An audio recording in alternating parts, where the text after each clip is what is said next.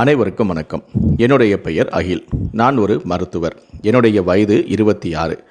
அவளை தேடி நான் எத்தனை நாட்கள் அலைந்தேன். மருத்துவமனைக்கு செல்வேன். காணாமல் போனவர்களின் பட்டியலிலும் தேடுவேன். இறந்தவர்களின் பட்டியலில் கூட அவளுடைய பெயர் இருக்கிறதா என்றும் நான் பார்ப்பேன். ஒரு இளம் பெண்ணின் உடலும் கிடைத்துள்ளது. நீங்கள் தேடும் பெண் இவள்தானா என வந்து பாருங்கள் என்று யாராவது சொன்னால் உடலை காணச் செல்லும் வரை என் உயிர் ஊசலாடி கொண்டு இருக்கும். நான் அவளுக்கு செய்த கொடுமைகளுக்கு பிறகு அவள் உயிருடன் இருக்க வாய்ப்பே இல்லை. நான் எப்போது இவ்வளவு இரக்கமற்றவனாக மாறினேன் என்று எனக்கே தெரியவில்லை. ஒரு நாள் அவளை தேடி அலைந்து ஒரு கோயிலுக்கு சென்றேன். அங்கே அமர்ந்து கடவுளிடம் அவளை உயிருடன் திருப்பித் தரச் சொல்லி வேண்டிக் கொண்டிருந்தேன். அப்போது ஒரு சத்தம் கேட்டு திரும்பி பார்த்தேன். ஒரு பிச்சைக்காரன் தன் கையில் இருந்த காலி பாத்திரத்தை மீண்டும் மீண்டும் சுவற்றில் அடித்து கொண்டிருந்தான். அவனை பார்த்துவிட்டு நான் முகத்தை திருப்பிக் கொண்டேன். சட்டென என் இதயம் வேகமாக துடிக்கத் தொடங்கியது. அந்த பிச்சைக்காரனுக்கு அருகில் இன்னொருவரும் அமர்ந்திருந்தார். நான் ஆச்சரியத்துடன் அவளை நெருங்கிச் சென்றேன். அவளை பார்த்ததும் என் காலடியில் இருந்த பூமி மறைந்து விட்டது போல இருந்தது. அது அவள்தான், அஞ்சனா. ஆனால் அந்த நிலைமையில் அவளை பார்ப்பேன் என்று நான் கனவிலும் நினைத்ததில்லை. அழுக்கும் மண்ணும் பிடித்த உடைகள், கலைந்து சிதைந்த கூந்தல், அழுக்கான கைகளும் கால்களும். அவள் ஒரு பைத்தியத்தைப் போல வெறித்து பார்த்து கொண்டிருந்தாள். நான் அவளை பெயர் சொல்லி அழைத்தபோது அவள் என்னை பார்க்கவே இல்லை. என் கையை அவள் நோக்கி நீட்டிய போது பயந்து அலறி என் கையையும் தட்டிவிட்டாள். நான் அவளுக்கு மேலும் தீங்கு செய்வது போல அவள் பயந்தாள். ஆனால் நான் அவளுக்கு ஏற்கனவே செய்த தீமைகளை விட வேறு என்ன பெரிய தீங்கை நான் செய்துவிட முடியும்? என் கண்கள் கண்ணீரால் நிரம்பின. என் இதயம் கதறியது. நான் என்ன செய்துவிட்டேன்? எனக்கு என் கடந்த காலம் நினைவுக்கு வந்தது. நான் வேறு ஒரு அஞ்சனாவை அறிந்திருந்தேன். இப்போது நான் பார்ப்பது அந்த பெண்ணுடைய சிதைந்த வடிவம்தான். நான் என் தாயுடன் உமா என்ற மூதாட்டியின் வீட்டில் வாடகைக்கு தங்கியிருந்தேன். என் தாயார் 3 வருடங்களுக்கு முன்பு என்னை விட்டு பிரிந்து கிராமத்திற்கு சென்று விட்டார். ஆனாலும் உமா என்னை வீட்டை விட்டு போகச் சொல்லவில்லை. அவருடன் அவரின் பேத்தியான அஞ்சனா மட்டும்தான் வசித்து வந்தாள். அஞ்சனாவை எல்லோரும் அன்பாக அஞ்சு என்று அழைப்பார்கள். உமாக்கு வேறு பல வீடுகளும் இருந்தன. ஆனால் அவர் திருமணமாகாதவர்களை வீட்டில் தங்க அனுமதிப்பதும் இல்லை. நான் என் தாயுடன் வந்ததால் நான் அங்கே தங்கினேன். என் தாயார் சென்ற பின்னரும் என்னை அங்கே இருக்க அனுமதித்தார். நீ ஒரு நல்ல மனிதன். எனக்கு உன்னை நண்பகத்தன்மை இருக்கிறது. அதனால் உன்னை இங்கிருந்து அனுப்ப நான் மாட்டேன் என்றும் அவர் சொல்வார். அஞ்சனாவின் தாய் தந்தையர் ஒரு விபத்தில் இறந்துவிட்டனர். அதனால் உமா தன் பேத்தியுடன் தனியாக வசித்து வந்தார். அஞ்சனாவுக்கு 18 வயது தான் இருக்கும். அவள் மிகவும் கலகலப்பானவள், குறும்புகள் செய்பவள். அவளுடைய அழகு அவளை பார்க்கச் செய்யும். அவள் மிகவும் அப்பாவியாகவும் இருந்தாள். அவளுடைய கண்ணாடி போன்ற கண்கள் யாரையும் மயக்கிவிடும். உமாக்கு கால்வலி இருந்ததால் அஞ்சனாதான் எனக்கு உணவு கொண்டும் வருவாள். நான் அவளுக்கு வாடகைக்கு பணமும் கொடுத்தேன். இதை போல உணவிற்கும் தனியாக பணமும் கொடுப்பேன். ஆனால் நான் கொடுக்கும் பணத்திற்கு மேல் அவர் எனக்கு நல்ல உணவையும் தருவார். நான் சில சமயங்களில் அஞ்சனாவுக்கு சாக்லேட் அல்லது ஐஸ்கிரீம் வாங்கி வருவேன். அது அவளை மிகவும் மகிழ்ச்சியாக வைத்திருக்கும். அவள் காயம் பட்டால் உடனே என்னிடம் ஓடி வந்து மருந்து போடுவாள். ஒரு நாள் நான் என் அறை பால்கனியில் நின்றிருந்தேன். அஞ்சனா ஒரு கூர்மையான பொருளை வைத்து பூந்தொட்டியை சுத்தம் செய்வதை நான் கண்டேன். திடீரென அவள் அந்த பொருளால் தன் கையையும் கீறி கொண்டாள். சிறிது நேரம் காத்திருந்துவிட்டு என் அறைக்கு ஓடியும் வந்தாள். என் கதவை தட்டி கைவலியால் அழுது கொண்டும் இருந்தாள். வேலை செய்யும் போது தவறுதலாக காயம் ஏற்பட்டு விட்டது என்றும் சொன்னாள். நான் அவளை உள்ளே வரச் சொல்லி காயத்துக்கு மருந்து போட்டு கொண்டிருந்தேன். அப்போதுதான் நான் கவனித்தேன். நான் அவளுக்கு கட்டு போடும்போது அவள் என்னையே பார்த்து கொண்டிருந்தாள். அவளுடைய கண்கள் என்னை ஏதோ ஒரு விதத்தில் சங்கடப்படுத்தின. என்னால் புரிந்து கொள்ள முடியாத ஒருவித பதட்டத்தை அது எனக்குள் ஏற்படுத்தியது. இதுவரை பலமுறை அஞ்சனாவுக்கு காயம் ஏற்பட்டிருக்கிறது. நான் தான் கட்டுப்போட்டிருக்கின்றேன். ஆனால் என் கைகள் ஒருபோதும் இப்படி நடுங்கியது இல்லை. என் இதயம் வேகமாக துடித்ததும் இல்லை. ஆனால் இன்று ஏதோ ஒன்று வித்தியாசமாக இருந்தது. அஞ்சனாவின் பார்வை என்னை கலங்கமடையச் செய்தது. ஒரு மருத்துவமனை போல் அல்லாமல் அவளை காதலிப்பவனைப் போல என் கைகளும் நடுங்கின. அவளை ஒரு நோயாளியாக மட்டுமே பார்த்த நான் அன்று மட்டும் ஏன் இப்படி உணர்ந்தேன் என்று எனக்கே தெரியவில்லை. கட்டுப்போட்டு முடித்ததுமே அவள் நன்றி சொல்லிவிட்டு போனாள். நான் பால்கனிக்கு வந்தேன். ஏனென்றால் அவளை மீண்டும் பார்க்க எனக்குள் ஒருவித பரபரப்பும் இருந்தது. அவள் வேண்டுமென்றே தன்னை காயப்படுத்தி கொண்டதை நான் கண்டேன். அதனால் நான் அவளை மீண்டும் கவனித்தேன். அவள் கட்டுப்போட்ட கையை பார்க்கும்போது நான் ஆச்சரியப்பட்டேன். அவள் அந்த பட்டியை முத்தமிட்டு தன் கண்களில் ஒற்றியும் கொண்டாள். அவள் முகத்தில் ஒரு புன்னகையும் இருந்தது. இவ்வளவு பெரிய காயம் இருந்தும் அவள் மகிழ்ச்சியாக இருந்தாள். ஒரு ஆணாக ஒரு பெண்ணின் கண்களில் உள்ள உணர்வுகளை புரிந்து கொள்ள எனக்கு தெரியும். நான் தொட்ட இடத்தை அவள் முத்தமிட்டாள்.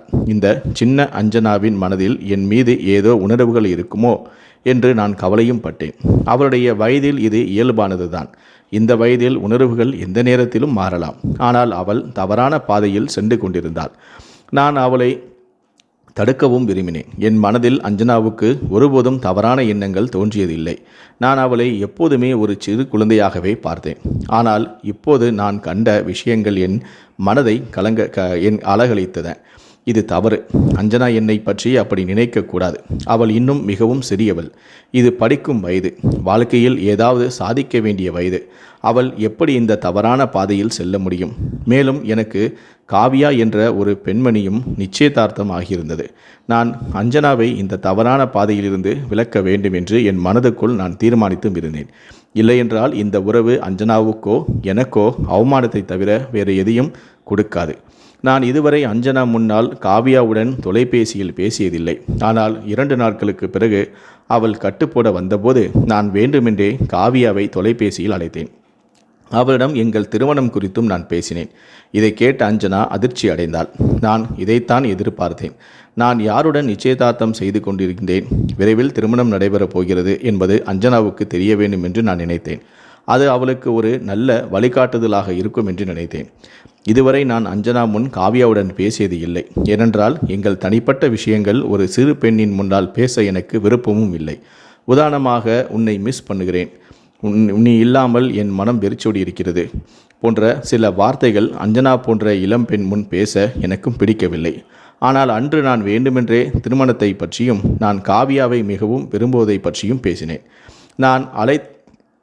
நான் அழைப்பை துண்டித்து வந்ததும் அவள் என்னிடம் யாரோடு பேசினேன் என்றும் கேட்டாள். நான் சிரித்து கொண்டே உன் வருங்கால அண்ணியிடம் என்றேன். அவள் அதிர்ச்சியடைந்து, என் அண்ணியா? எனக்கு அண்ணன் இல்லையே, அப்போ எப்படி ஒரு பெண் எனக்கு அண்ணியாக முடியும் என்று கேட்டாள். நானும் புன்னகைத்து அவளை அன்புடன் விளக்கினேன். நீ என் சிறிய தங்கையை போன்றவள், அதனால் என் மனைவி உனக்கு அண்ணியாக மாட்டாளா என்று நான் கூறினேன். அவள் என் மீது என்ன உணர்வுகள் வைத்திருக்கிறாள் என்பதை என்னால் புரிந்து கொள்ள முடிந்தது. அந்த உணர்வுகளின் விதையை ஆரம்பத்திலேயே நான் பிடுங்கி எறிய விரும்பினேன். அவள் எதுவும் பேசாமல் அங்கிருந்து சென்றாள். அவளுடைய கண்களும் கலங்கியிருந்ததை நான் கவனித்தேன். மறுநாள் நான் உமா பாட்டியிடம் பேசினேன். திருமண தேதியை பற்றி பேசுவதற்கு எங்கள் குடும்பத்துடன் உமா வர வேண்டும் என்றும் நான் கேட்டேன். என் பேச்சை கேட்டு அவர்கள் மிகவும் மகிழ்ச்சி அடைந்தனர். நாங்கள் செல்ல தயாரானோம். ஆனால் அது ஒரு துரதிர்ஷ்டவசமான நாள். முதலில் யாரோ என் காரின் டயர்களை குத்திவிட்டனர். ஒரு டயர் இல்லை, 3 டயர்கள் பஞ்சராகி இருந்தன. பிறகு நாங்கள் பேருந்தில் செல்லலாம் என்று நினைத்தோம். ஆனால் திடீரென்று மழை வரத் தொடங்கியது. அதற்கு பிறகு உமா என்ன நடந்தது என்று எனக்கு தெரியவில்லை. காலையில் நன்றாக இருந்தவர் திடீரென அவருக்கு உடல்நிலை சரியில்லாமலும் போனது. பயண திட்டம் ரத்து செய்யப்பட்டது. ஆனால் அன்று நான் கண்டிப்பாக போக வேண்டியது இருந்தது. நான் அவர்களிடம் தொலைபேசியில் மன்னிப்பும் கேட்டேன். இன்று என்னால் வர முடியாது, நாளை வருகிறேன் என்றேன். அதே இரவில் சுமார் 2 மணியளவில் என் வீட்டின் கதவும் தட்டப்பட்டது. நான் திறந்து பார்த்தபோது அது அஞ்சனா. அவள் காயத்தின் கட்டு விலகி அதிலிருந்து நிறைய இரத்தம் வடிந்து கொண்டிருந்தது. அவளுடைய காயத்தை பார்த்து நான் அதிர்ந்து போனேன். இதற்கு முன்பு நான் கட்டு போட்டபோது காயம் காய்ந்து போயிருந்தது. ஆனால் இப்போது யாரோ வேண்டுமென்றே அந்த காயத்தை கீறியது போல் இருந்தது. நான் நம்ப முடியவில்லை. அஞ்சனாவை பார்த்தேன். அவள் எல்லை மீறிவிட்டாள் என்று எனக்கு புரிந்தது. அவள் முகத்தில் வலியின் அடையாளமும் இருந்தது. கண்களில் கண்ணீரும் இருந்தது. எனக்கு உதவுங்கள், எனக்கு மிகவும் வலிக்கிறது, இரத்தம் வலிகிறது என்றும் சொன்னாள். நான் அவளை உள்ளே வரச் சொல்லி கட்டு போடுவதற்காக பொருட்களை எடுக்கச் சென்றேன். ஆனால் திரும்பி வந்தபோது அஞ்சனா அமைதியாக நின்று கொண்டிருந்தாள். நான் அவளிடம் சோபாவில் அமரும்படியும் சொன்னேன். ஆனால் அவள் என் அருகில் வந்தாள். அஞ்சனா, இது என்ன செயல்? சோபாவில் அமர், நான் உனக்கு கட்டு போடுகிறேன் என்றேன். ஆனாலோ அவளோ என் மிக அருகில் வந்தாள். அவளுக்கு தன் காயத்தை பற்றி எந்த கவலையும் இல்லை. நீங்கள் வேறு ஒருவரை திருமணம் செய்ய போகிறீர்களா? நான் இருக்கும்போது அப்படி எப்படி நீங்கள் யோசிக்கலாம்? நான் அப்படி அவ்வளவு எளிதாக நடக்க விடுவேன் என்று நினைத்தீர்களா என்று வெறித்தனமாக பேசினார். என் திருமணத்தை பற்றி உனக்கு என்ன கவலை? நான் திருமணம் செய்து கொள்கிறேனா இல்லையா என்பது உன் விஷயமில்லை. நீ யார் என நான் கேட்டேன். உங்களுக்கு என்ன சம்பந்தம் என்று கேட்கிறீர்களா? உங்களுக்கு ஒன்றும் தெரியாதது போல பேசுகிறீர்கள். ஒரு பெண்ணின் கண்களை படிக்க முடியாத அளவுக்கு நீங்கள் ஒன்றும் அறிவில்லாதவர் இல்லையே என்றும் சொன்னாள். எந்த பெண்ணின் கண்களை படிப்பது? உன்னை ஒரு பெண் என்று சொல்லிக் கொள்கிறாயா? நீ ஒரு சிறுமி. உனக்கு இன்னும் புத்தி வளரவில்லை. உன் கண்களில் அப்படி என்னதான் இருக்கிறது? அன்று மாடியில் நீ செய்த அபத்தமான செயலை நான் பார்த்தேன். ஏன் அப்படி செய்தாய்? அதன் அர்த்தம் எனக்கு புரிகிறது. நான் உமாவிடம் இதை பற்றி சொல்லவில்லை என்பதுதான் நீ அதிர்ஷ்டசாலி என்று நான் சொன்னேன். அதற்கு அவளோ, அப்படி சொல்லியிருந்தால் என்ன ஆகும்? அவர் ஏற்கனவே கோபமாக தான் இருக்கிறார் என்றாள். அவள் மேலும் சொன்னாள், கோபமாக இருந்தாலும் ஒருமுறை என் பக்கம் பாருங்கள். அப்போது நான் யார் என்று உங்களுக்கு தெரியும். நான் ஒரு குழந்தை இல்லை, நான் பெரியவளாகிவிட்டேன் என்றும் சொன்னாள். அவள் பேச்சை கேட்டு நான் அதிர்ந்து போய் நின்றேன். அவள் தன் துப்பட்டாவை விலக்கி தன் முடியை களைத்து அழத் தொடங்கினாள். பின்னர் அவள் அலறினாள், பாட்டி பாட்டி, என்னை காப்பாற்றுங்கள், இவர் என்னை கெடுக்க பார்க்கிறார். நான் திகைத்து போனேன். அவள் கீழே ஓடி உமா பாட்டியிடம் சென்று நான் அவளது கற்பை அழிக்க முயன்றதாக அழுது கொண்டே சொன்னாள். அஞ்சனாவின் பேச்சை கேட்டு உமா ஏன் நம்பாமல் இருப்பார்? அஞ்சனா பேசியதும் நடித்ததும் அப்படிதான் இருந்தது. நான் அஞ்சனாவை பின்தொடர்ந்து ஓடினேன். உமாவிடம் சொல்வதற்கு முன் அவளை நிறுத்தி, நீ செய்வது தவறு. நீ இன்னும் சிறியவள், உனக்கு புத்தி இல்லை. இதனால் நீதான் அவமானப்படுவாய். நான் ஒரு ஆண், எனக்கு எதுவும் ஆகாது. ஆனால் உன் மரியாதை தான் கெட்டுவிடும் என்று அவளுக்கு புரிய வைக்க விரும்பினேன். ஆனால் அதற்கு முன்பாகவே அவள் தன் பாட்டியிடம் ஓடி அழுது கொண்டே ஒரு புது கதையை சொல்லி மயங்கி விழுந்தாள். உமா என்னை அறைந்தார். என் நம்பிக்கைக்கு நீ இப்படிப்பட்ட பரிசை கொடுத்தாயா?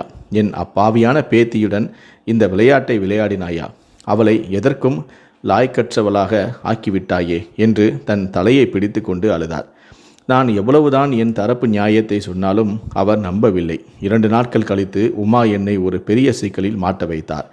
உன் குற்றத்தை ஒப்புக்கொண்டு அஞ்சனாவை திருமணம் செய்து கொள், இல்லையென்றால் நான் போலீஸில் புகார் கொடுப்பேன் என்றும் சொன்னார். நான் மிக மோசமாக மாட்டிக்கொண்டேன். அவரது பார்வையில் நான் ஒரு குற்றவாளி. போலீசாரும் என்னை தான் குற்றவாளி என்று நினைப்பார்கள். ஒருவேளை நான் தப்பித்தாலும் எனக்கு அவமானம்தான் மிஞ்சும்.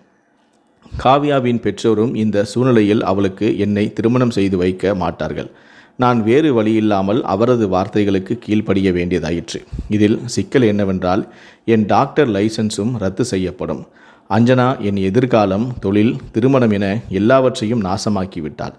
ஒருவேளை அவள் வெற்றி பெற்று விட்டாள். நான் தோற்றுவிட்டேன். நான் விருப்பமில்லாமல் அஞ்சனாவை திருமணம் செய்தும் கொண்டேன். அவள் தலையில் குங்குமம் வைத்தபோது என் கைகளும் நடுங்கின. என் மனதில் அவளை பற்றி எந்த உணர்வும் இல்லாத போது நான் எப்படி அவளுடன் என் வாழ்க்கை முழுவதும் வாழ முடியும்? ஒரு மனைவியாக அவளுக்கு எப்படி மரியாதையும் உரிமையையும் கொடுக்க முடியும்? என் பார்வையில் அவள் ஒரு சிறுமி. நான் எப்போதுமே அவளை ஒரு சிறிய தங்கையாகவே பார்த்தேன். ஆனால் அவள் என் உணர்வுகளை பற்றி கவலைப்படாமல் தன் மனதின் பேச்சை கேட்டாள். அவள் எப்படி என் கனவுகளை அலங்கரிக்க தொடங்கினாள் என்பது எனக்கே தெரியவில்லை. நான் ஒருபோதும் அவளுக்கு எந்த விதமான சிக்கல்களையும் கொடுக்கவும் இல்லை. என் திருமணம் அஞ்சனாவுடன் முடிந்துவிட்டது. உமா என் அறையை ரோஜாக்களால் அலங்கரித்திருந்தார். ஆனால் என் மனம் உள்ளுக்குள்ளேயே மூழ்கி கொண்டிருந்தது. நான் அஞ்சனாவுடன் எப்படி கணவன் மனைவி உறவை கொள்ள முடியும்? அஞ்சனா அறைக்குள் அமர்ந்து எனக்காக காத்திருந்தாள். ஆனால் அறைக்குள் செல்ல என் கால்களில் பலமில்லை. நான் வெளியே ஹாலில் அமர்ந்து சிகரெட்டுக்கு மேல் சிகரெட் பிடித்து கொண்டிருந்தேன். இரவு 1 மணி ஆகிவிட்டது. ஆனால் அறைக்குள் செல்ல எனக்கு தைரியம் இல்லை. அப்போது உமா தன் அறையிலிருந்து வெளியே வந்தார். நான் அப்படி அமர்ந்திருப்பதைக் கண்டு என் அருகிலும் வந்தார். என் குழந்தையின் மானத்தை எடுத்தபோது உனக்கு இந்த உணர்வு இல்லை, இப்போது அவளுடைய வயது சிறியது என்று உனக்கு தோன்றுகிறதா என்றும் கேட்டார். நான் வருத்தத்துடன் உமாவை பார்த்தேன். இப்போதும் என் வார்த்தைகளை நீங்கள் நம்பவில்லை. நான் அஞ்சனாவை ஒருபோதும் தவறான கண்ணோட்டத்தில் பார்த்ததில்லை. அஞ்சனாவை திருமணம் செய்வது என் கட்டாயம். ஒருவேளை நான் இந்த முடிவை எடுக்காவிட்டால் என் மரியாதை, என் எதிர்காலம் எல்லாமே அழிந்துவிடும். அத்துடன் அஞ்சனாவின் மரியாதையும் கெட்டுவிடும். ஆனால் இப்போது நான் எப்படி அஞ்சனாவை ஒரு மனைவியாக ஏற்றுக்கொள்வது என்று எனக்கு புரியவில்லை என்று நான் சொன்னேன். ஒருவேளை உமா என் வார்த்தைகளை நம்பத் தொடங்கினார். அஞ்சனா ஆரம்பத்திலிருந்தே மிகவும் பிடிவாதக்காரி. அவள் எதை குறித்து கேட்டாலும் அதை பெற்றுக்கொண்டே இருப்பாள். நீ புத்திசாலி. அஞ்சனா அவ்வளவு சிறியவளும் இல்லை. நீங்கள் இருவருமே ஒரு நல்ல மகிழ்ச்சியான திருமண வாழ்க்கையை தொடங்குவீர்கள் என்று நான் நம்புகிறேன் என்று சொல்லி என்னை அறைக்குள் அனுப்பினார். முதலிரவு அவளிடம் பேசக்கூடாது என்று நான் முடிவு செய்திருந்தேன். ஆனால் அவளோ என்னிடம் தன் காதலை வெளிப்படுத்தி தன் செயலுக்கு மன்னிப்பும் கேட்டாள். காதல் அப்படிதான் இருக்கும். உங்களை பெறுவதற்கு எனக்கு புதிய வழியை நான் தேர்ந்தெடுத்து கொண்டேன். ஆனால் ஒரு விஷயத்தை நினைவில் கொள்ளுங்கள்.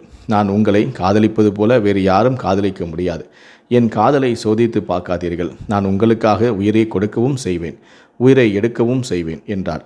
அவள் சிரித்தாள். நான் ஆச்சரியத்துடன் அஞ்சனாவை பார்த்தேன். அவள் என் மீது இவ்வளவு வெறித்தனமாக காதலில் இருந்தாள். நான் விரும்பாமல் அவள் அருகில் அமர்ந்தேன். உமா எனக்கு ஒரு தங்க மோதிரத்தை கொடுத்து அதை அஞ்சனாவின் விரலில் அணியச் சொன்னார். நான் அஞ்சனாவின் கையை பிடித்து மோதிரத்தை அவள் விரலில் அணிவித்தேன். ஒருவேளை இந்த திருமண பந்தம்தான் இப்படிப்பட்ட உணர்வுகளை ஏற்படுத்துகிறது. என் இதயத்தின் உணர்வுகளும் அஞ்சனாவுக்காக மாறவும் தொடங்கின. நான் அஞ்சனாவை பார்த்தேன். மேக்கப் கலைஞர் அவளுக்கு மேக்கப் போட்டிருந்தாள். அவள் தன் வயதை விட பெரியவளாக தெரிந்தாள். அவளுடைய பால் போன்ற நிறமும் பெரிய பச்சை நிற கண்களும் என் மனதை சலனப்படுத்தின. சிறிது நேரத்துக்கு முன்பு நான் அஞ்சனாவை தொடக்கூட மாட்டேன் என்று நான் எடுத்த சபதம் அவளுடைய அழகை கண்டு உடைந்து போனது. என் உணர்வுகள் கட்டுப்பாட்டை இழந்தன. நான் அவளுடைய வெண்மையான கைகளை என் உதடுகளில் வைத்து முத்தமிட்டேன். என் கண்களில் கிறக்கம் தோன்றியது. பிறகு திருமண இரவில் நடப்பது போலவே எல்லாமே நடந்தது. எல்லாம் சாதாரணமாக நடந்தது. அஞ்சனா என்னை அடைந்ததில் உலகத்தையே வென்றது போல மகிழ்ச்சியாக இருந்தாள். அந்த இரவில் நாங்கள் இருவரும் மிகவும் மகிழ்ச்சியாக இருந்தோம். அஞ்சனா என் காதில் கிசுகிசுத்தாள். மிஸ்டர் அகில், நீங்களும் என் காதலில் முழுமையாக மூழ்கிவிட்டீர்கள். நான் பதிலுக்கு அஞ்சனாவை என் கைகளில் அணைத்து, ஆமாம் அஞ்சனா, நீ வென்று விட்டாய், நான் உன்னிடம் தோற்றுவிட்டேன் என்றேன். ஆனால் காலையில் எழுந்ததும் என் மீது எனக்கே கோபம் வந்தது. அது ஒரு இரவின் மயக்கம் மட்டும்தான். ஒரு ஆண் பெண்ணின் இயல்பான ஈர்ப்பு ஒருவரை ஒருவர் ஈர்க்கிறது. அஞ்சனாவின் அருகில் இருந்தபோது நான் என்னை இழந்து கொள்ள முடியவில்லை. நான் ஒருபோதும் அஞ்சனாவை காதலித்ததும் இல்லை. இப்போது எனக்கு அஞ்சனா மீது வெறுப்புதான் ஏற்பட்டது. அவள் என் பக்கத்தில் படுத்திருந்தாள். அவளுக்கு ஒன்றும் தெரியாமல் தூங்கிக் கொண்டிருந்தாள்.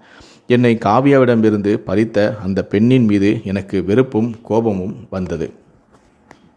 நான் அப்பொழுது காவியாவுடன் வாழ்ந்து சாக சபதம் எடுத்திருந்தேன். காவியாவும் என் மீது எவ்வளவு அன்பு வைத்திருந்தாள். இரவில் ஏன் இப்படி நடந்து கொண்டேன்? நான் செய்ய விரும்பாததை ஏன் செய்தேன் என்று என் மீது எனக்கே கோபம் வந்தது. சிறிது நேரத்துக்கு பிறகு உமா காலை உணவு தட்டுடன் அறைக்குள் வந்தார். ஆனால் என் மனதில் ஏற்பட்ட கொந்தளிப்பை நான் வெளிப்படுத்தவில்லை. நான் இந்த உறவில் மகிழ்ச்சியாக இருப்பது போல பாசாங்கும் செய்தேன். நாங்கள் மகிழ்ச்சியாக வாழுவது போல நடிக்கவும் தொடங்கினோம். உமா அந்த வீட்டையும் அவருடைய 25% வியாபாரத்தையும் என் பெயருக்கு மாற்றிவிட்டார். 3 மாதங்கள் கழித்து உமா இந்த உலகத்தை விட்டே பிரிந்தார். இப்போது ஆட்டம் என் கையில் இருந்தது. அந்த வீடும் வியாபாரமும் என்னுடையது. அஞ்சனாவுக்கு என்னை தவிர வேறு யாரும் இல்லை. அவள் இப்போது என் தயவில் இருந்தாள். நான் அவளிடம் பழிவாங்குவது என்று முடிவும் செய்தேன். நான் காவியாவின் குடும்பத்தினரிடம் பேசி என் கட்டாயத்தை அவர்களிடம் சொல்லி எளிமையாக திருமணம் செய்யுமாறும் வேண்டினேன். அவர்களும் ஒப்புக்கொண்டனர். காவியா என் மீது சற்று கோபமாகவும் இருந்தாள். ஆனால் நான் அவளிடம் பொய் சொல்லவில்லை. நான் அவளிடம் எல்லாவற்றையும் உண்மையாக சொன்னேன். நான் அவளுடன் 3 மாதங்களாக தொடர்பு கொள்ளவில்லை. ஆனால் அவள் என்னை மன்னித்தும் விட்டாள். நான் காவியாவை வீட்டிற்கு அழைத்து வந்தபோது என்னுடன் அவளை பார்த்த அஞ்சனா ஆச்சரியப்பட்டாள். இவள் யார் என்றும் கேட்டாள். நான் சொன்னேன், இன்று முதல் இவள் உன் எஜமானி. நீ இந்த வீட்டில் ஒரு பணிப்பெண்ணின் நிலையில் மட்டுமே இருப்பாய்.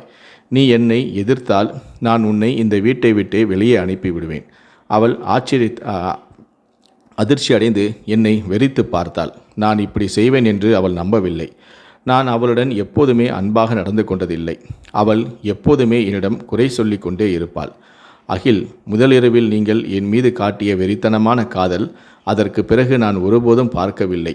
உங்களுக்கு என்ன ஆனது என்றும் கேட்டாள். அவள் எப்போதுமே என் பின்னால் சுற்றி கொண்டிருந்தாள். என் காதலை உணர்ந்த என்னை மகிழ்ச்சியாக வைத்திருக்க தன்னால் முடிந்தவற்றை முயற்சியும் செய்தாள். என் விருப்பப்படி அவள் தன்னை மாற்றியும் கொண்டாள். ஆனால் அவள் ஒருபோதும் என் மனதில் இடம் பிடிக்கவில்லை. ஆனால் இன்று நான் அவளுக்கு ஒரு அதிர்ச்சியை கொடுத்து வந்தேன். நான் அவளிடம், நீ இப்படி நடப்பாய் என்று நான் ஒருபோதும் நினைத்ததில்லை. நீ என்னை இப்படி ஒரு துரோகத்திற்குள் சிக்க வைத்து விட்டாய் என்றேன். அவள் அழுதபடியே, அகில், நீங்கள் விளையாடுகிறீர்கள் என்று சொல்லுங்கள். நீங்கள் சொல்வது அனைத்துமே பொய் என்றாள். ஆனால் அதுதான் உண்மை. அவள் என் மீது ஒரு பொய்யான குற்றச்சாட்டை சுமத்தி எனக்கு நிறைய இழப்புகளை ஏற்படுத்தியிருந்தாள். நீங்கள் அப்படி செய்ய முடியாது. ஏனென்றால் சட்டப்படி நான் உங்கள் மனைவியும் என்றாள். ஆமாம், நம் திருமணம் சம்பிரதாயப்படி நடந்தது. ஆனால் நான் அதை பதிவு செய்யவில்லை. நான் காவியாவுடன் எங்கள் திருமணத்தை பதிவு செய்துவிட்டேன் என்றும் நான் சொன்னேன். அவள் அதிர்ச்சி அடைந்தாள். ஏனென்றால் அந்த பொறுப்பை உமா என்னிடம் ஒப்படைத்திருந்தார். அவரே அதை செய்யவில்லை. அந்த நேரத்தில் நான் அதை செய்யவும் இல்லை. ஏனென்றால் என் மனதில் பழிவாங்கும் எண்ணம் இருந்தது. நான் பழிவாங்க விரும்பினேன். ஆனால் நான் உமாவின் மரணத்திற்காக காத்திருக்கவில்லை. அவரே இந்த உலகத்தை விட்டு போய்விட்டார். நான் அவளை மன்னிக்கும் மனநிலையில் இல்லை. அவளுக்காக ஒரு பெரிய தண்டனையை நான் நினைத்தும் வைத்திருந்தேன். நான் அவளை அறையிலிருந்து வெளியேற்றி சேமிப்பு அறையில் அவளுடைய படுக்கையை அமர்த்தேன். அவளுடைய செல்போனையும் பறித்தேன். அவளுடைய கைச்செலவையும் நிறுத்தினேன். அவளுடைய விலையுயர்ந்த உடைகள் மற்றும் பொருட்களை எல்லாம் எடுத்தும் கொண்டேன். அவள் சாப்பிட வேண்டுமென்றால் அதற்கு பதிலாக வீட்டு வேலைகளை செய்ய வேண்டும். இல்லையென்றால் நான் உணவை ஃப்ரிட்ஜில் வைத்து பூட்டி விடுவேன். அஞ்சனாவின் கோபம், அகங்காரம் எல்லாமே மறைந்து விட்டது. அவள் எப்போதும் சோகமாகவே இருந்தாள். என்னிடம் மன்னிப்பும் கேட்டாள். ஆனால் நான் அவளை பார்க்கவில்லை. அவள் முன்னால் நான் காவியாவுடன் காதலை வெளிப்படுத்தினேன். அவளை புகழ்ந்தேன். அவளுக்காக பரிசுகளும் வாங்கினேன். என் கையாலேயே அவளுக்கு உணவையும் ஊட்டிவிட்டேன். தினமும் அவளை வெளியே அழைத்தும் சென்றேன். சில சமயங்களில் காவியாவை என் கைகளில் அணைத்தேன். அவளுடைய கைகளில் முத்தமும் இட்டேன். இரவு உணவுக்கும் ஷாப்பிங்கிற்கும் அவளை அழைத்துச் சென்றேன். அஞ்சனா அதையெல்லாம் பார்த்து அழுது கொண்டிருந்தாள். ஆனால் நானும் கவனித்தேன். காவியா சோகமாக ஏதோ சிந்தனையில் மூழ்கியிருப்பது போல இருந்தாள். அவள் அஞ்சனாவை எந்த வேலையும் செய்ய சொல்லவும் இல்லை. அவளை கடித்து கொள்ளவும் இல்லை. ஒரு நாள் உணவகம் செல்ல அங்கே காவியா என்னிடம் ஒரு விசித்திரமான விஷயத்தை சொன்னாள். நீங்கள் அஞ்சனாவை குடும்பப்படுத்த வேண்டாம். அவள் உங்களை காதலிக்கிறாள். காதலில் அவள் இப்படி செய்துவிட்டாள். இப்படிப்பட்ட காதல் அதிர்ஷ்டமுள்ளவர்களுக்கு தான் கிடைக்கும். அவளை மன்னித்து விடுங்கள் என்றும் சொன்னாள். நானும் சிரித்தேன். இது காவியாவின் நல்ல மனம். அவள் ஒரு நல்ல உள்ளம் கொண்டவள். நான் அவளை மன்னித்து அவளுக்கு என் மனைவியின் அந்தஸ்தையும் கொடுத்தால் அது உனக்கு வருத்தமாக இருக்காதா என்று நான் கேட்டேன். காவியா பதிலளிப்பதற்கு முன்பே மேஜைக்கு பில் வந்துவிட்டது. என் பேச்சு பாதியிலேயே நின்றது. நான் பார்த்தேன், காவியா இப்போது அவளை வேலை செய்ய சொல்லவில்லை. அவளிடமிருந்து உணவையும் மறைக்கவும் இல்லை. அவளே அவளுக்கு உணவும் கொடுத்தாள். நான் காவியாவிடம், நீ அவளை அடக்கி ஆள வேண்டும். அவள் உன் சக்காலத்தி. அஞ்சனாவால் என் தொழில் வீணானது என்பது உனக்கு தெரியும். அந்த நேரத்தில் நான் அவளுடைய பாட்டியின் பேச்சை கேட்கவில்லை என்றால் இன்று நீ எனக்கு கிடைத்திருக்க மாட்டாய். மேலும் என் தொழிலும் அழிந்திருக்கும். அவள் என்னை அவமானப்படுத்தவும் என்னை அழிக்கவும் எல்லா முயற்சிகளையும் செய்தாள். அவள் அதற்கு ஈடுகட்ட வேண்டும் என்று நான் சொன்னேன். ஆனால் காவியாவோ, இல்லை, என் மனம் அப்படி இல்லை என்று சொன்னாள். அவள் எங்கோ தொலைந்து போனது போல் இருந்தாள். என்னுடன் அவள் மகிழ்ச்சியாக இல்லை. அவள் மிகவும் சோகமாக இருப்பது போல் இருந்தது. ஒருவேளை நான் அவளை முதலில் திருமணம் செய்தால் அவளுக்கு வருத்தமாக இருக்குமோ? ஆனால் அப்படி இருந்தால் அவள் அஞ்சனா மீது கோபமாக இருந்திருக்க வேண்டுமே. ஆனால் அவள் அஞ்சனா மீது சிறிதும் கோபப்படவில்லை. எனக்கு ஒரு வாரத்திற்கு இரவு பணியும் ஒதுக்கப்பட்டது. இப்போது நான் இரவில் வீட்டில் இருக்க மாட்டேன். ஒரு நாள் காலை நான் வீட்டிற்கு வந்தபோது என் வீட்டிற்கு அருகில் ஒரு சத்தம் கேட்டது. நான் கூட்டத்தை பிளந்து கொண்டு முன்னேறிய போது என் மூச்சே நின்றுவிட்டது. அங்கே காவியாவின் உடல் கிடந்தது. அக்கம்பக்கத்தினர் அவள் மாடியிலிருந்து விழுந்து விட்டதாக சொன்னார்கள். நான் துக்கத்தால் நொறுங்கி போனேன். என் காவியா இப்போது இந்த உலகத்தில் இல்லை. அது ஒரு விபத்து. ஆனால் அந்த விபத்து என்னை அழித்து விட்டது. காவியா இந்த உலகத்தை விட்டு சென்று ஒரு வாரம் ஆனது. ஒரு இரவு என் அறை கதவை யாரோ தட்டினார்கள். அது அஞ்சனா. நான் அவளை கடித்து கொண்டேன். அவள் அழுதபடி, எனக்கு கெட்ட கனவுகள் வருகின்றன, அதனால் உங்கள் அறையில் தூங்க அனுமதிக்கவும் என்று சொன்னாள். அவளுடைய நாடகங்கள் எனக்கு தெரியும். நான் அவளை திட்டிவிட்டு கதவை பூட்டிவிட்டேன். பயத்தால் அவள் என் அறையின் வாசலிலேயே தூங்கியும் விட்டாள். காலையில் நான் வெளியே வந்தபோது அவள் மயங்கி இருந்தாள். அவள் உடல் பனியைப் போல குளிர்ந்து போய் இருந்தது. நான் அவளை அறைக்குள் கொண்டு வந்து சிகிச்சை அளித்தேன். அவளுக்கு சுயநினைவும் வந்ததும் நான் ஒரு கிண்ணத்தில் சூப்பை அவளிடம் கொடுத்தேன். இதை குடித்துவிட்டு மருந்தை எடுத்துக்கொள் என்று நான் சொன்னேன். அவள் அழுதபடி, நான் இதற்கு தகுதியானவள் இல்லை என்று சொல்லி அங்கிருந்து சென்று விட்டாள். அவள் நாள் முழுவதும் வீட்டு வேலைகளையும் செய்தாள். தேவைப்பட்டால் மட்டுமே என் முன்னும் வந்தாள். நான் என்ன சொன்னாலும் அவள் அமைதியாகவும் கேட்டாள். பதில் எதுவும் பேசவில்லை. ஒரு இரவு வெளியே மழை பெய்து கொண்டிருந்தது. என் கால்களுக்கு அருகில் யாரோ இருப்பது போல நான் உணர்ந்தேன். நான் போர்வையை விலக்கி விளக்கை எரிய விட்டேன். அங்கே அஞ்சனா என் கால்களை பிடித்து கொண்டு அழுது கொண்டிருந்தாள். நான் அவளை கூப்பிட்டேன். என்ன செய்கிறாய் என்று நான் கேட்டேன். அவளோ, என்னை மன்னித்து விடுங்கள், நான் ஒரு கொலைகாரி இல்லை, நான் யாரையும் கொல்லவில்லை, அன்று நான் கோபமாக இருந்தேன், கோபத்தில் என்ன செய்தேன் என்று எனக்கே தெரியவில்லை என்று சொன்னாள். அஞ்சனாவின் நிலை மிகவும் மோசமாக இருந்தது. அவள் வார்த்தைகள் முழுமையடையாமலும் இருந்தன. நான் அதிர்ச்சி அடைந்தேன். நான் அமைதியாக, நீ என்ன சொல்ல விரும்புகிறாய் என்று கேட்டேன். அவள் சொன்னதை கேட்டு என் காலடியில் இருந்த பூமி மறைந்து விட்டது. காவியாவுக்கு ஒரு விபத்து நடக்கவில்லை, அஞ்சனாதான் அவளை தள்ளிவிட்டாள். இதை கேட்டு நான் கோபத்தில் இருந்தேன். அவள் அழுது கொண்டே மன்னிப்பும் கேட்டாள். ஆனால் நான் அவளை அதே புயல் மலையில் வீட்டிலிருந்து வெளியேற்றினேன். இனி உன் முகத்தை இங்கே காட்டாதே என்றேன். அவள் நீண்ட நேரம் அழுது கொண்டே கதவை தட்டி கொண்டிருந்தாள். ஆனால் நானோ அவளை கண்டுகொள்ளவே இல்லை. நான் அவளுக்கு இன்னும் மோசமான தண்டனை கொடுத்திருக்கலாம். ஆனால் அது பயனற்றது என்று எனக்கு தெரியும். ஏனென்றால் நான் ஏற்கனவே அவளை மிகவும் சித்திரவதை செய்திருந்தேன். அவள் எதுவும் பேசவில்லை. நான் அவளை வீட்டிலிருந்தே வெளியேற்றினேன். இப்போது அவளுக்கு யாரும் இல்லை. உமாவும் உன்னை தவிர அஞ்சனாவுக்கு யாரும் இல்லை, அவளை நன்றாக கவனித்துக்கொள் என்றும் கூறியிருந்தார். ஆனால் நான் அனைத்தையுமே மறந்துவிட்டேன். என் மனதில் அவ்வளவு கோபம் நிறைந்திருந்தது.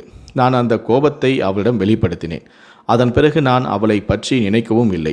அவள் எங்கே போனாள், என்ன செய்தாள் என்று எனக்கு தெரியாது. எனக்கு கவலையும் இல்லை. 3 மாதங்களுக்கு பிறகு ஒரு நாள் என் மின்னஞ்சல்களை பார்த்தேன். காவியிடமிருந்து ஒரு மின்னஞ்சலும் வந்தது. அது அவள் இறந்த அன்று அனுப்பப்பட்டது. நான் அதை முன்பு கவனிக்கவில்லை. இப்போதுதான் அதை திறந்து பார்த்தேன். அதில் எழுதப்பட்டிருந்தது, நீ என்னை விட்டு பிரிந்த பிறகு என் வாழ்க்கையில் இன்னொருவர் வந்தார். அவர் நம்முடன் வேலை செய்த ஒரு மருத்துவர்தான். நீ என்னை ஏமாற்றிவிட்டாய் என்று நினைத்ததால் அவர் எனக்கு ஆறுதல் அளித்தார். நாங்கள் நண்பர்களானோம். ஒன்றாக வெளியே செல்லவும் தொடங்கினோம். நட்பு காதலாக மாறியது. நாங்கள் எல்லையை கடந்து விட்டோம். அதன் பிறகு அழிவுதான் என் தலைவிதியானது. அவர் என்னை திருமணம் செய்து கொள்வதாக உறுதியளித்தார். ஆனால் அவர் ஏற்கனவே திருமணமானவர். அவருக்கு 2 குழந்தைகளும் இருந்தன. அவர் என்னை ஏமாற்றினார். நான் உன்னிடம் இதையெல்லாம் மறைத்து நம் திருமணத்திற்கு பிறகும் அவரை நான் சந்தித்தேன்.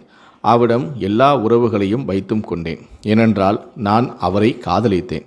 காதலில் எல்லாம் நியாயமென்று நான் நம்பினேன். அவரும் என்னை இல்லாமல் முழுமையடையவில்லை. நீ இல்லாமல் எதுவும் நன்றாகவும் இல்லை. ஆனால் நான் உன்னை திருமணம் செய்து கொள்ள முடியாது. ஏனென்றால் எனக்கு குழந்தைகள் இருக்கிறார்கள், மனைவி இருக்கிறார் என்றும் சொன்னார். ஆனால் எப்போதுமே உனக்காகவே இருப்பேன் என்றும் வாக்குறுதி கொடுத்தார். நானும் அவரை காதலித்தேன். ஆனால் உன்னையும் நான் ஏமாற்றிவிட்டேன். நான் உனக்கு தகுதியானவள் இல்லை. அந்த நம்பிக்கை துரோகி இல்லாமல் என்னால் வாழ முடியாது. எனக்கு இப்போது எதுவும் நன்றாகவே இல்லை. இன்று காலை நான் இந்த உலகத்தை விட்டு போகின்றேன். இந்த மின்னஞ்சல் உனக்கு கிடைக்கும்போது எனக்கு விடுதலை கிடைத்திருக்கும். நீ வருத்தப்பட வேண்டாம். நான் எங்கு இருந்தாலும் மகிழ்ச்சியாக இருப்பேன். அஞ்சனாவை மன்னித்து விடு. அவளுடைய காதலை புரிந்து கொள். நீ அதிர்ஷ்டசாலி. இதை படித்ததும் என் உடல் முழுவதும் நடுங்கியது. இதன் பொருள், காவியா தானே குதித்து இறந்தபோது அஞ்சனா அவளுடைய கையை பிடித்திருக்கலாம். காவியா எப்படி இருந்தாலும் இறந்திருக்கத்தான் வேண்டும். ஆனால் நான் அஞ்சனாவை எதையுமே யோசிக்காமல் இரவின் இருளில் வீட்டிலிருந்து வெளியேற்றிவிட்டேன். அவளுக்கு வேறு எங்கும் போக இடமும் இல்லை. இந்த சம்பவம் நடந்து 3 மாதங்களுக்கு மேல் ஆகிவிட்டது. அவள் எங்கே இருக்கிறாள், எப்படி இருக்கிறாள், உயிருடன் இருக்கிறாளா, செத்து விட்டாளா என்று எனக்கு தெரியவில்லை. நான் உடனடியாக அவளை தேடி ஓடினேன். நான் அவளை பல நாட்களாக தேடினேன். மருத்துவமனைக்கு சென்றேன். காணாமல் போனவர்களின் பட்டியலிலும் தேடினேன். இறந்தவர்களின் பட்டியலிலும் அவளை தேடினேன். யாராவது ஒரு இளம் பெண்ணின் உடல் கிடைத்துள்ளது, வந்து பாருங்கள் என்று சொன்னால் நான் வீட்டிலிருந்து புறப்பட்டு உடலை பார்க்கும் வரை என் உயிர் ஊசலாடி கொண்டிருந்தது. ஆனால் நான் அவளுக்கு செய்த பிறகு அவள் உயிருடன் இருப்பது சாத்தியமில்லை. நான் எப்போதும் இவ்வளவு கொடூரமானவன் ஆனேன். ஒரு நாள் அவளை தேடி நான் ஒரு கோயிலுக்கு சென்றேன். அங்கு அமர்ந்து அஞ்சனாவை நினைத்து அழுது கொண்டிருந்தேன். அப்போது ஒரு சத்தமும் கேட்டது. ஒரு பிச்சைக்காரன் காலி பாத்திரத்தை மீண்டும் மீண்டும் சுவற்றில் அடித்து கொண்டிருந்தான். நான் அவனை பார்த்துவிட்டு முகத்தை திருப்பியும் கொண்டேன். சட்டென என் இதயம் நின்றுவிட்டது போல உணர்ந்தேன். அந்த பிச்சைக்காரனுடன் இன்னொருவரும் அமர்ந்திருந்தார். அது அஞ்சனா. நான் அவளிடம் சென்றேன். அவளை பார்த்து என் காலடியில் இருந்த பூமி மறைந்து விட்டது. ஆமாம், அது அவளேதான். ஆனால் அவளுடைய நிலைமையை பார்த்தால் என்னால் கற்பனை செய்யக்கூட முடியவில்லை. அழுக்கும் மண்ணும் படிந்த உடைகள், கலைந்து போன கூந்தல், அழுக்கான கைகளும் கால்களும். அவள் ஒரு பைத்தியத்தைப் போல வெறுமன பார்த்து கொண்டிருந்தாள். நான் அவளை அழைத்தபோது அவள் என்னை பார்க்கவில்லை. நான் அவளுடைய கையை பிடித்தபோது அவள் என் கையை தட்டிவிட்டாள். நான் அவளுக்கு தீங்கு செய்ய போவது போல பயந்தாள்.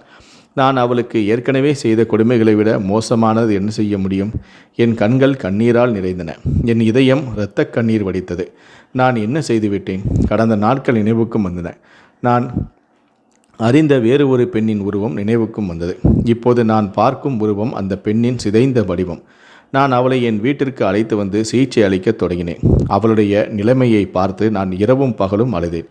என் வார்த்தைகள் அவளுக்கு புரியவில்லை. ஆனால் நான் தொடர்ந்து அவளிடம் மன்னிப்பு கேட்டுக்கொண்டே இருந்தேன். கடவுளுக்கு நன்றி, இவள் இப்போது என் அன்பிலும் கவனிப்பிலும் குணமடைந்து வருகிறாள். நான் அவள் முற்றிலும் குணமடைவாள் என்று நம்புகிறேன். அவளை நான் எப்போதுமே மகிழ்ச்சியாகவே வைத்திருப்பேன் என்று சபதம் எடுத்திருந்தேன்.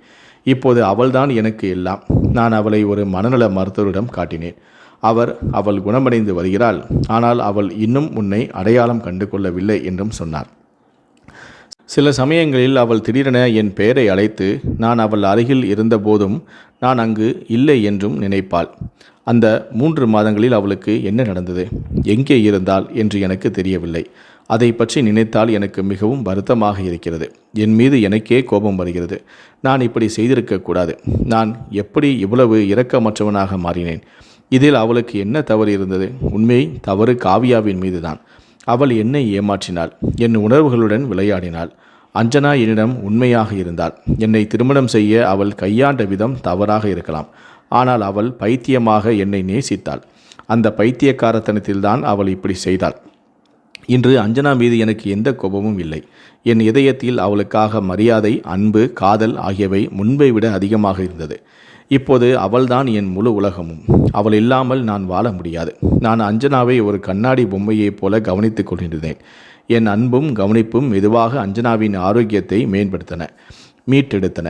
ஒரு நாள் அவள் என் பக்கம் திரும்பி கண்களில் கண்ணீருடன், அகில், நீங்கள் என்னை மன்னித்து விட்டீர்களா என்றும் கேட்டாள். என் இதயம் துடித்தது. நான் அவளை என் கைகளில் அணைத்து, அஞ்சனா, எல்லாவற்றையும் மறந்துவிடு. இன்று முதல் உன் கண்களில் ஒருபோதும் கண்ணீர் வராது என்றேன். நான் அவளுடைய கண்களில் முத்தமிட்டேன். நான் அவளுடன் இருக்கின்றேன். நான் அவளை காதலிக்கிறேன் என்று அவளும் உணர்ந்திருந்தேன். அன்றிரவு அஞ்சனாவின் வாழ்க்கையில் ஒரு புதிய ஆரம்பம் தொடங்கியது. நானும் என்னிடமும் அஞ்சனாவிடமும் ஒரு வாக்குறுதி கொடுத்தேன். அவளுடைய வாழ்க்கையில் ஒருபோதும் சோகமே வராது என்று.